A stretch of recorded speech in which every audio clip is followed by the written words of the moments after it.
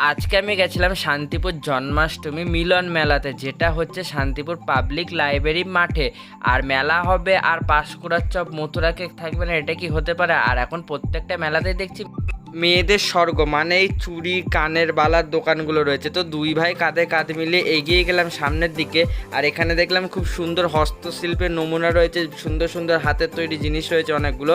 আর এখানে দেখলাম ছোট ছোট দুটো বোন একদম নৃত্য পরিবেশন করছে এই মেলাতে।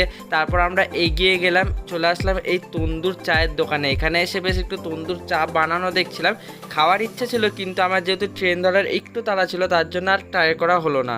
আর এই মেলাতে দেখলাম নাগরদোলা, ব্রেক ড্যান্স সবই রয়েছে, কিন্তু সব কিছুই যেন ফাঁকা ফাঁকা। হয়তো মেলাটা প্রথমবার হচ্ছে, আমি ঠিক জানি না।